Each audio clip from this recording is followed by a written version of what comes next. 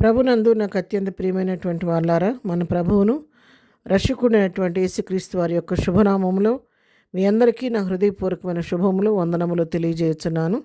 ఉదయకాల సమయంలో దేవుని వాక్యాన్ని ధ్యానం చేసుకుందాము. ఈరోజు వాక్య ధ్యానం కొరకు మనం తీసుకున్నటువంటి లేఖన భాగము కీర్తన గ్రంథం 23వ కీర్తన మొదటి వచనం చదువుకుందాం. యెహోవా నా కాపరి, నాకు లేమి కలుగదు. ఆమెన్. దేవుని నామమునకు మహిమ కలుగును గాక.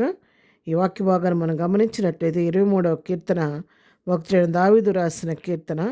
దావీదు తన జీవితంలో ప్రభు దగ్గర నుంచి పొందుకున్న మేళ్ళని తలపోసుకుంటూ, ప్రభు తనను రక్షించిన విధానం, కాపాడిన విధానం అన్నీ కూడా జ్ఞాపకం చేసుకుంటూ, ప్రభును స్తుతిస్తూ మహింపరుస్తూ ఆయన ఔన్నత్యాన్ని కొనియాడుతూ రాసినటువంటి కీర్తన.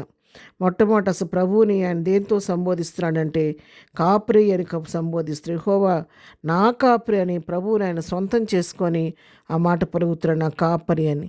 అవును ప్రియరా, కాపరికి ఉన్న లక్షణం తన మంద కొరకు ప్రాణం పెట్టడానికి కూడా కాపరి వెనుకాడడు.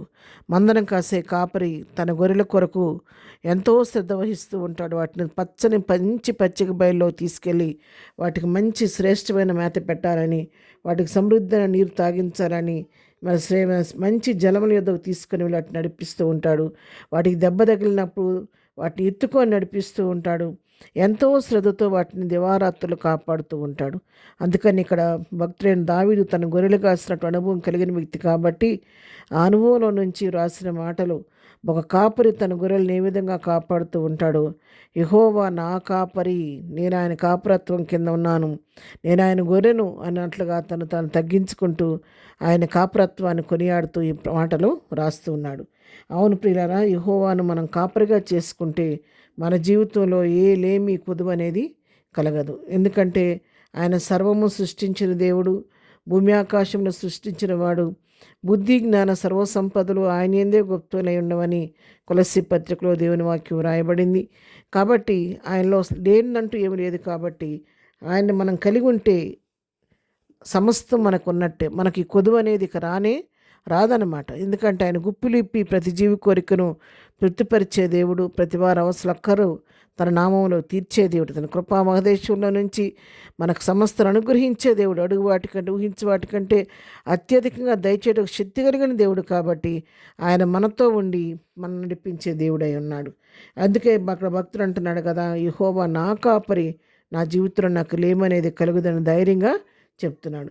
ఏం చేశాడో కాపురత్వం కింద ఉన్నప్పుడు ప్రభు ఆయనకు చేసిన మెళ్ళని జ్ఞాపకం చేసుకుంటున్నాడు. ఆయన నన్ను పచ్చికగల చోట్ల నడిపిస్తున్నాడు, పరుండు చేస్తున్నాడు, శాంతికరమైన జలముల ఎదుకు నడిపించున్నాడు అని చెప్పని ప్రభు తను పోషించిన విధానాన్ని గురించి మాట్లాడుతున్నాడు. 3వ వచనం చూస్తే, నా ప్రాణమునకు ఆయన సేద తీర్చుతున్నాడు, తన నామమును బట్టి నీతి మార్గంలో నన్ను నడిపించుచున్నాడు. ఎప్పటికప్పుడు నా ప్రాణం తలడిల్లిపోయిన పరిస్థితుల్లో ఆయన నా ప్రాణానికి సేద తీరుస్తున్నాడు, తన నామాన్ని బట్టి నీతి మార్గంలో నడిపిస్తున్నాడని చెప్పని తెలియజేస్తున్నాడు. 4వ వచనం చూస్తే, గాఢాంధకారపు లోయలో నేను సంచరించినాను, ఏ అపాయమునకు భయపడను అంటున్నాడు. నేను గాఢాంధకారపు లోయలో సంచరించిన, మరణం నన్ను తరిమినప్పటికి కూడా నేను దేనికి భయపడను. ఎందుకంటే అక్కడ కూడా ఆయన నాకు తోడుగా ఉండి ఆయన తన దుడ్డుకరతో తన దండం తనను ఆదరిస్తూ వస్తున్నాడని చెప్పని ప్రభు యొక్క కృపను తలపోసుకుంటూ ఎంతగానో మరి కొనియాడుతున్నట్టుగా మనం ఇక్కడ చూస్తున్నాం. నా శత్రుడు ఎదుట నీవు నాకు భోజనం సిద్ధపరచదు, నూనెతో నా తల అంటి ఉన్నావు, నా గిరి నుండి పొర్లుచున్నది అన్నాడు.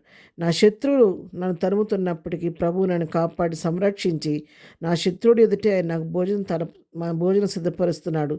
ఆయన తన అభిషేకం నా పైన ఉంచాడు, నూనెతో నా తలని అంటాడు, నా గిరి నిండి పొర్లుతుంది. కాబట్టి నా హృదయం నా ప్రభువుని కొనియాడుతుందని తెలియజేస్తాను. అందుకని ఆయన కోరిక ఏంటంటే, చివరిగా నేను బ్రతుకు దినములన్నీ కృపాక్షేమలు నా వెంట వస్తున్నాయి కాబట్టి నా చిరకాలం యెహోవా మందిరం నివాసం చేస్తానని నా కోరిక ఇదే. నా బ్రతికాలం అంతా చిరకాలం నేను యెహోవా మందిరంలో నివాసం చేయాలని కోరుకుంటున్నానని చెప్పని తెలియజేస్తున్నాను.